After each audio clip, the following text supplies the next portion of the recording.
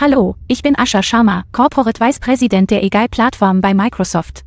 Und täglich arbeite ich mit Teams, die die Möglichkeiten der KI erweitern.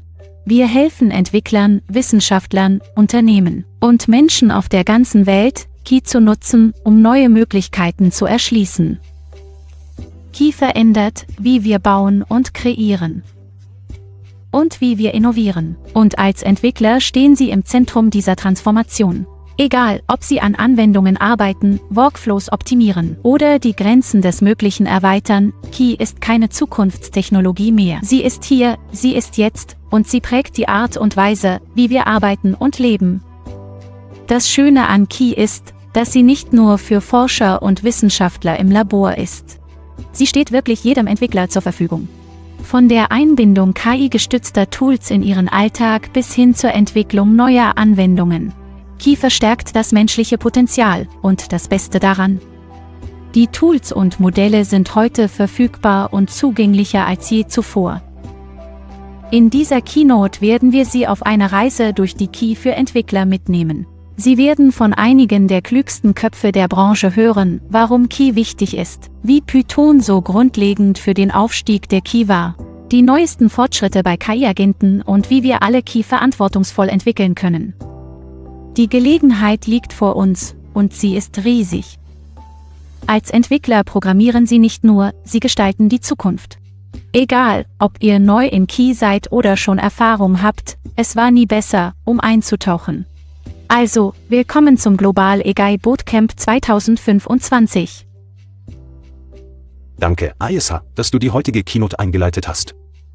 KI revolutioniert unsere Softwareentwicklung und bietet uns Entwicklern die Chance, diese Veränderung mitzugestalten. Ich bin Roland und das ist Sammy und wir begleiten euch, während wir mit führenden KI-Experten sprechen, um zu sehen, wie sie die Entwicklung beeinflusst, was die Zukunft bringt und wie wir starten können. Hinter den Kulissen ist unser drittes Vorstandsmitglied und Produzent, der das alles möglich macht, Ken, der dafür sorgt, dass wir jeden Moment einfangen und euch die besten Gespräche bringen. Diese Keynote ist Teil der globalen KI-Community, einer unabhängigen Organisation mit über 85.000 Mitgliedern weltweit. Gerade jetzt finden überall auf der Welt Bootcamps an über 100 Standorten statt, genau wie dieses hier. Gemeinsam erreichen wir weltweit über 250.000 Menschen. Das hier ist mehr als eine Veranstaltung, es ist eine Bewegung. Ein globaler Einsatz, um Entwicklern aller Hintergründe zu helfen, KI zu lernen, zu entwickeln und zu wachsen. Und heute starten wir mit jemandem, der genau weiß, warum Entwickler KI annehmen müssen, Scott Hanselmann. Scott ist Entwickler, Pädagoge und Technologieführer, der leidenschaftlich daran arbeitet, KI für alle zugänglich zu machen. Also lasst uns erkunden, warum Entwickler KI unbedingt lernen sollten. Hallo Scott, wir sind hier mit der Global AI Community beim Global AI Bootcamp. Kannst du uns bitte erklären, was im KI-Bereich passiert? Ich glaube, es läuft etwas aus dem Ruder. Alle sind zwar begeistert von KI, aber ich denke, das AI Bootcamp bietet eine gute Gelegenheit, dass alle sich etwas entspannen. Nicht alles muss mit KI gemacht werden. Es ist auch wichtig, daran zu denken, dass KI auf Datenwissenschaft, maschinellem Lernen, Deep Learning und Statistik basiert. Und obwohl es sich anfühlt, als wäre KI erst letztes Jahr aufgetaucht und wir sollten alle in Richtung KI schwenken, ist sie tatsächlich schon lange präsent und es gibt viele großartige Experten, von denen einige heute hier sind, um das Ganze in einen Kontext zu setzen. Also, ich finde KI faszinierend, aber lasst uns alle mal locker bleiben. Und in dieser Keynote betrachten wir verschiedene Perspektiven und hoffentlich könnt ihr etwas Licht auf die Entwicklerseite werfen. Warum sollten Sie heute anfangen, KI zu lernen? Nun, ich erinnere mich, als ich von einem monochromen zu einem Farbbildschirm wechselte und ich Syntaxhervorhebung bekam und Code sah, der bunt war. Dann bekam ich Autovervollständigung und später IntelliSense. Jetzt habe ich eine erweiterte Autovervollständigung. Weil ich GitHub Copilot habe, das mir nicht nur beim Schreiben von Code hilft, sondern auch mein Verständnis dafür verbessert. Ich nutze oft die sokratische Methode und behandle GitHub Copilot wie einen Praktikanten, der mir beim Code hilft. Entwickler sollten sich fragen, wie KI ihnen beim Codieren helfen kann.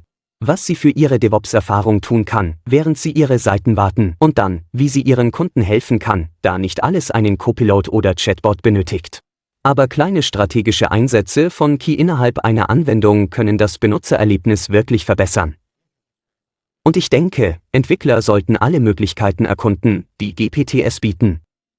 Als Vizepräsident der Entwicklergemeinschaften müssen Sie mit vielen Entwicklern sprechen, die sich überfordert fühlen. Wo sollte man anfangen? Ich finde, das ist ein super Punkt. Die Menschen sind überfordert und besorgt um ihre Jobs und ihren Platz in der Welt. Und ich glaube, du bist klüger als die Key. Wir dürfen nicht vergessen, dass es sich um künstliche Intelligenz handelt. Wir sind kreativ, wir sind intelligent und wir sitzen am Steuer.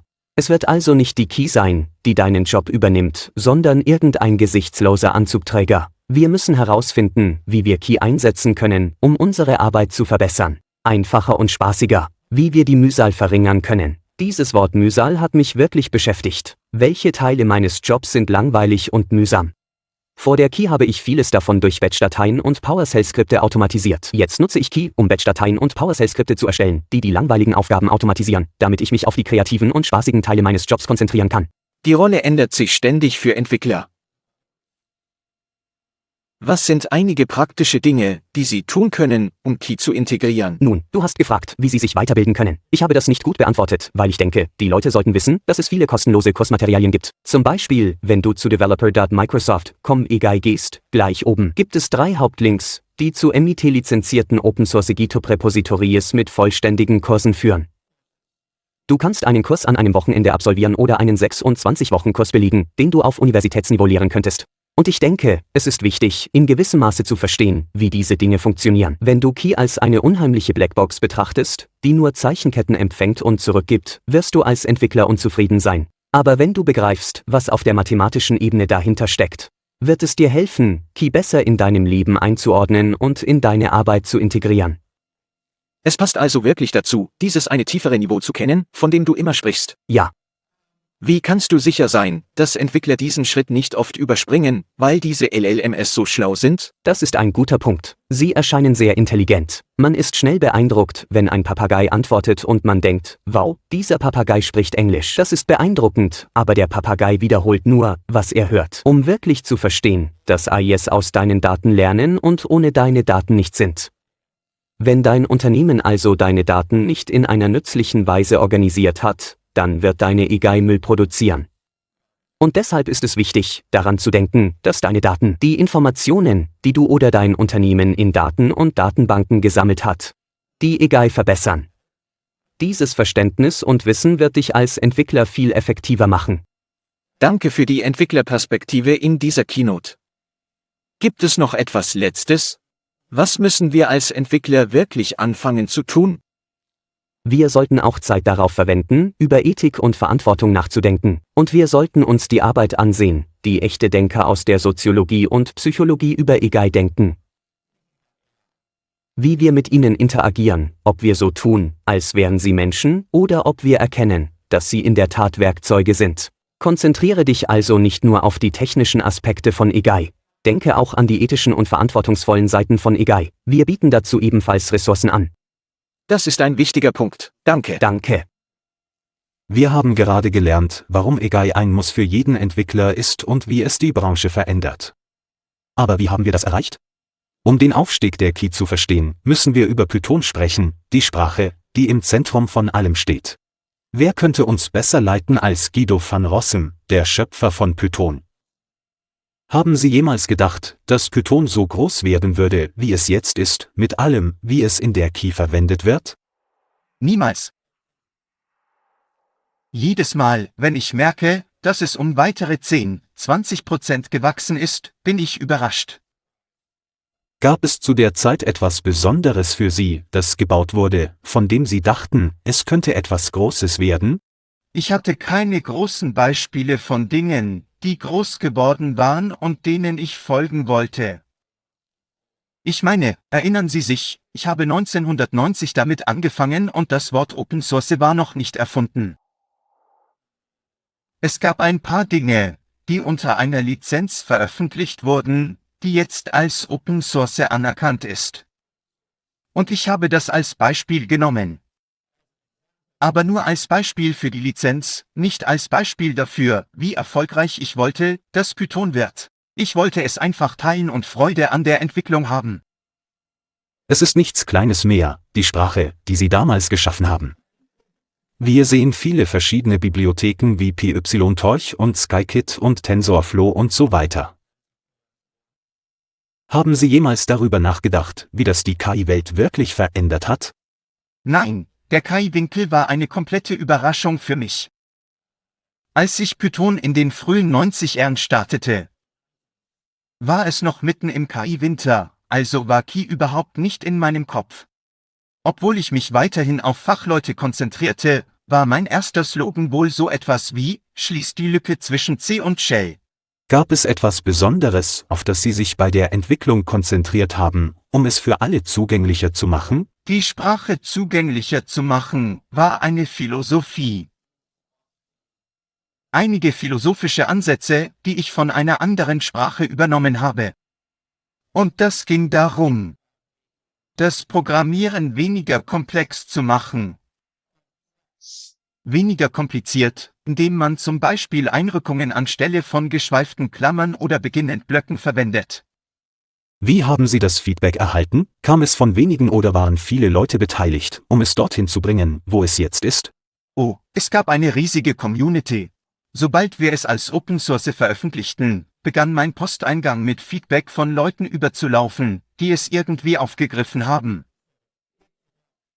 es geschafft haben, es zu bauen und sofort das Potenzial für ihre Anwendungsfälle erkannt haben.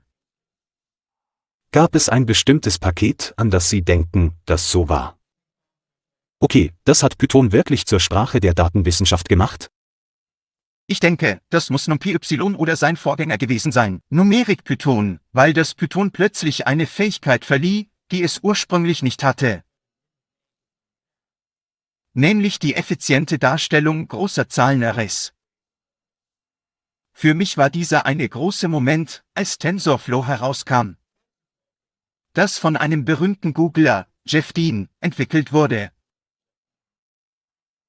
Und als ich bei Google arbeitete, hatte er mir nie Beachtung geschenkt, weil er bei Google so wichtig war. Und ich war nur ein einfacher Mitarbeiter. Und ich dachte, dass er und die anderen großen Googler Python nicht ernst nahmen, weil es nur eine Skriptsprache war und die wichtige Arbeit in C erledigt wurde. Also war ich ziemlich überrascht und fühlte mich auch bestätigt, dass TensorFlow, obwohl es aus guten Gründen weiterhin in C geschrieben ist, die Benutzeroberfläche ermöglicht das Schreiben von Skripten in Python. Das war ein stolzer Moment. Es war ein sehr stolzer Moment, als ich das sah. Die erste Codezeile in den TensorFlow-Dokumenten war Import TensorFlow. Das glaube ich. Ja. Nun, du hast etwas Kleines geschaffen, das ziemlich groß geworden ist zu dem, was es jetzt ist. Viele Menschen möchten deinem Beispiel folgen. Was würdest du jemandem raten, der eine eigene Sprache oder Anwendung entwickeln will? Wenn du eine Anwendung erstellen möchtest, mach es einfach, für Leute, die ihre eigene Sprache erstellen wollen. Die Standardempfehlung ist, sich auszuruhen und zu warten, bis das Gefühl vorübergeht. Weil es unwahrscheinlich ist, dass es erfolgreich sein wird. Und selbst wenn nicht, wird es dein Leben beanspruchen. Andererseits, wenn das Gefühl nicht nachlässt, mach weiter und lerne alles, was du von anderen Sprachen lernen kannst. Wie sie implementiert sind, wie sie verwendet werden, was ihre Syntaxfehler sind, denn Sprachdesigner stehlen alle voneinander. Python ist wohl immer noch dein Baby. So klein ist es aber nicht mehr. Und es wird immer zu Godzilla herangewachsen. Nun, und es bleibt dir immer treu. Wir haben dein Autokennzeichen gesehen, darauf steht auch Python. Es ist also wirklich dein Ding. Wir sind sehr zufrieden mit dem, was du geschaffen hast. Danke auch für deine Zeit heute. Natürlich. Vielen Dank. Die einfache Handhabung und Stärke von Python haben KI für Entwickler weltweit zugänglich gemacht. Und es bildet die Basis vieler heutiger Durchbrüche. Eines der spannendsten Gebiete der KI ist jetzt der Aufstieg intelligenter Agenten, KI-Systeme, die in Echtzeit denken, handeln und lernen können. Mehr dazu erklärt uns jetzt Jennifer Maßmann.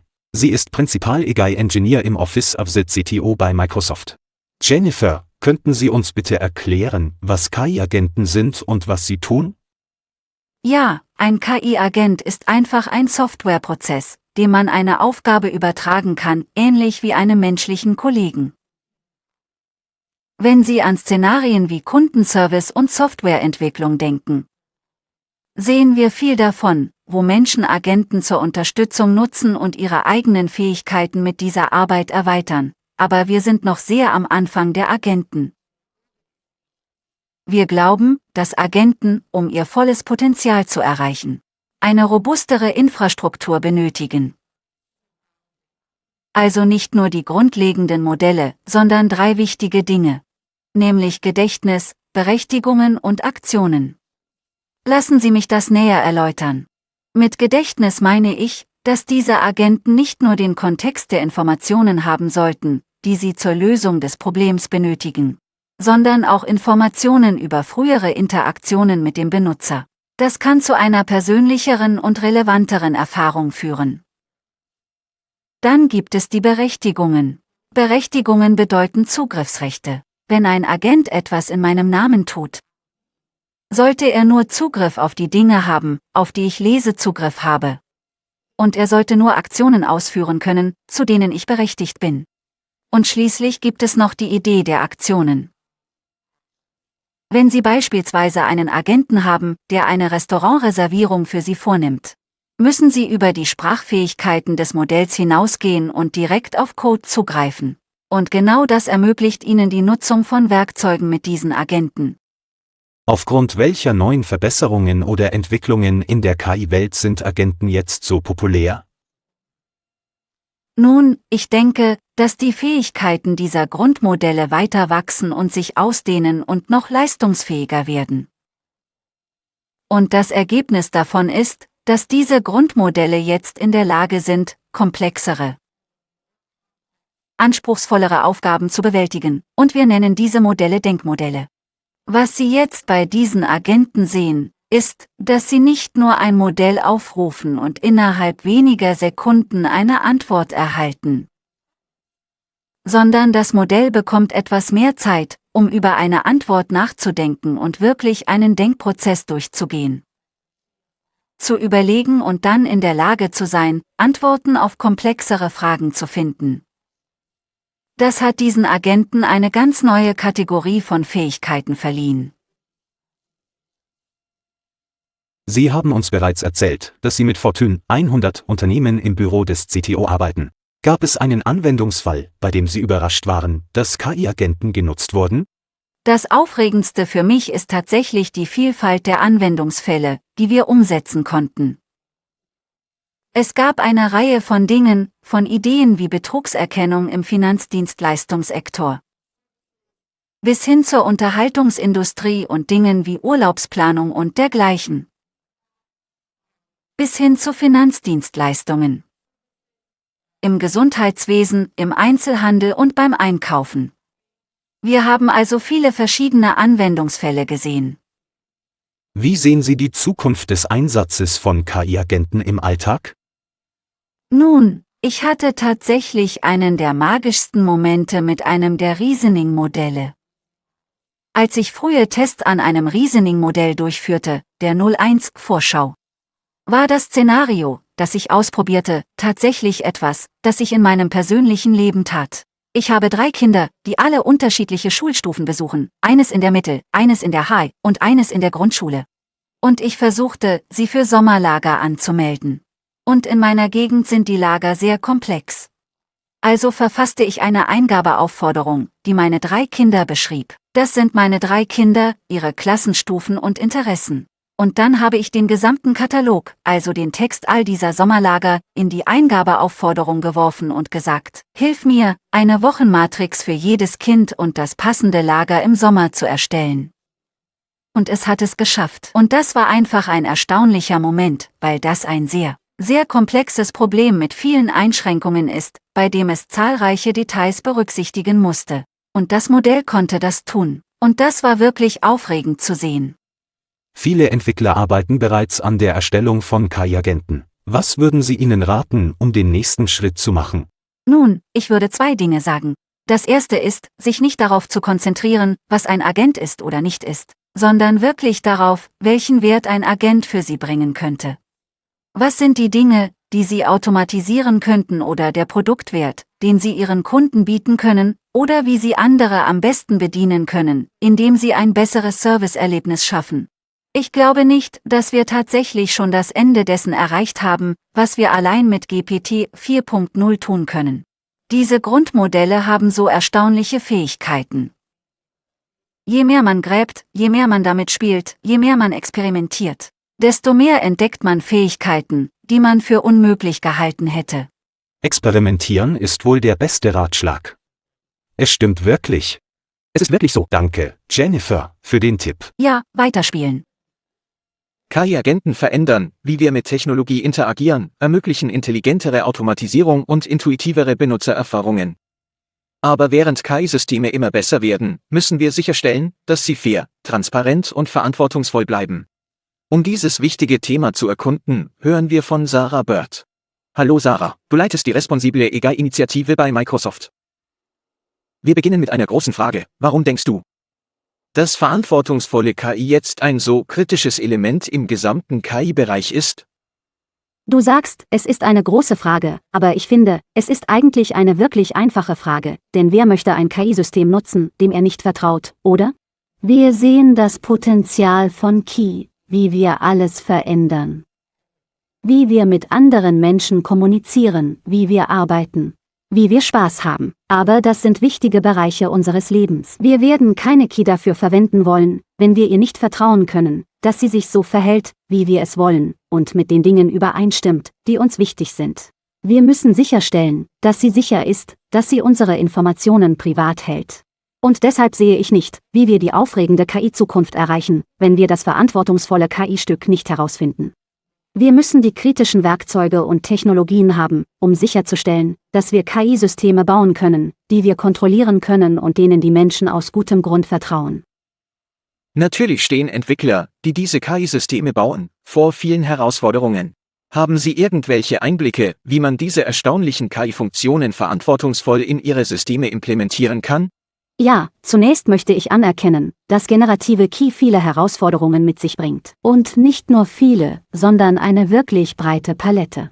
Als diese Technologie auf den Markt kam, haben wir uns natürlich um Dinge gekümmert, über die wir im Bereich verantwortungsvolle KI schon eine Weile sprechen. Wie ist das System fair? Stereotypisiert es? Aber wir haben auch neue Arten von Risiken gesehen. Wie erzeugt es urheberrechtlich geschütztes Material, das Sie in Ihrer Anwendung nicht nutzen möchten? Die Systeme sind neuen Angriffstypen wie Promptinjektion ausgesetzt. Und somit diesem viel größeren Spektrum an Dingen, um die man sich Sorgen machen muss, und es wächst jeden Tag. Tatsächlich sehen wir einige der neueren Technologien. Wir müssen uns irgendwann Sorgen machen, ob dies in der Lage sein wird, Formeln für chemische Waffen zu produzieren? Ist das etwas, das viel größere Risiken verursachen kann? Und somit dieser Art von wachsendem Set an Risiken ist es wirklich wichtig, dass wir einen Plan haben, wenn wir ein KI-System bauen, um sowohl zu verstehen, welche Risiken im System vorhanden sind. Ein System zu bauen, das sicher durch Design ist. Und dann das System testen zu können, um sicherzustellen, dass die eingebauten Milderungen wirksam sind. Und dann, wenn Sie es getestet haben und denken, es funktioniert und Sie es bereitstellen möchten, müssen Sie es auch überwachen und herausfinden, was vor sich geht, richtig? Gegner und Benutzer entdecken ständig neue, oft unerwartete Nutzungsmöglichkeiten für Systeme, die nicht immer wie geplant funktionieren. Und so betrachten wir wirklich dieses vollständige Handbuch. Und das ist etwas, das wir von jedem Entwickler erwarten, der mit KI arbeitet. Und das ist eine so wertvolle Erkenntnis, weil das schon immer der Fall war. Natürlich auch bei Software, selbst ohne KI-Funktionen. Dass wir wirklich testen und überwachen und weiter überwachen sollten. Und manchmal vergessen wir bei diesen coolen neuen Dingen, dass wir auch diese wichtigen Aspekte der KI berücksichtigen müssen. Ich liebe es tatsächlich, dass Sie das gesagt haben, weil ich regelmäßig scherze, wenn ich mit Leuten spreche, dass das Neue, was wir tun, um KI auszuliefern, darin besteht, sie zu testen, richtig. Und offensichtlich sollte jeder in der Softwareentwicklung lachen, weil es nicht neu ist, dass wir Systeme testen müssen. Aber um ehrlich zu sein, nur wenige, die KI entwickeln, haben wirklich gründlich genug getestet. Und sicherlich, als generative KI auf den Markt kam, stellten wir fest, dass viel mehr Tests erforderlich sind, weil sie so mächtig und so flexibel ist. Sie können also stark beeinflussen, wie sie sich verhält, je nachdem, wie sie den Metaprompt einstellen, wie sie Sicherheitssysteme konfigurieren, wie sie die Daten in das System einspeisen. Und mit all dieser Macht und Flexibilität kann sie sich sehr, sehr unterschiedlich verhalten. Deshalb ist es wichtig, sie zu testen und anzupassen, um das gewünschte Ergebnis zu erzielen. Entwickler lernen natürlich immer noch, wie sie diese Systeme entwickeln und KI implementieren. Wie glauben Sie, Können Sie das ständige Einfügen neuer KI-Funktionen mit der anderen Seite und der verantwortungsvollen Berücksichtigung von Ethik und dem ständigen Druck des Geschäfts in Einklang bringen? Ja, ich denke, diese Frage wird oft als ein Trade-off dargestellt. Aber wenn wir auf meinen anfänglichen Punkt zurückkommen, glaube ich nicht, dass es hier einen echten Kompromiss gibt, denn wenn man ein System ausliefert, ohne verantwortungsvolle KI werden die meisten Menschen es nicht einmal nutzen wollen. Und so sehen wir es bei Microsoft in unserer eigenen Praxis. Als einfach einen Teil des Auslieferns des KI-Systems, richtig? Es ist erst fertig, wenn wir die nötigen Tests gemacht haben, bis es genau so läuft, wie wir es wollen. Daher haben wir die Idee eines Kompromisses aufgegeben. Nun, wir erkennen, dass sich der Markt sehr schnell bewegt. Und wir wollen auch sehr schnell innovieren. Und so investieren wir viel darin, herauszufinden, wie wir alle verantwortungsvollen KI-Praktiken umsetzen können, in der Geschwindigkeit, mit der sich KI bewegt. Und zum Beispiel haben wir etwas entwickelt, das man als automatisiertes Red Teaming bezeichnen könnte, oder wir nennen es Sicherheitsevaluierungen. Aber das bedeutet, dass wir die Tests, die wir für wichtig halten, nehmen und KI verwenden, um diese Tests gegen Systeme durchzuführen und das zu skalieren. Und so haben wir ein robustes Testsystem, das jedes Team im Unternehmen nutzen kann. Und so müssen sie nicht alle Zeit in ihre eigenen Tests investieren. Sie können auf unserer bestehenden Arbeit aufbauen und sie anpassen. Ein wesentlicher Teil unseres Ansatzes, um keine Kompromisse einzugehen, besteht darin, die richtigen Werkzeuge zu entwickeln, die skalierbar sind und von allen genutzt werden können. So stellen wir sicher, dass wir es einmal richtig machen und andere darauf aufbauen können. Und so glauben wir, dass dies auch für unsere Kunden und Entwickler gilt.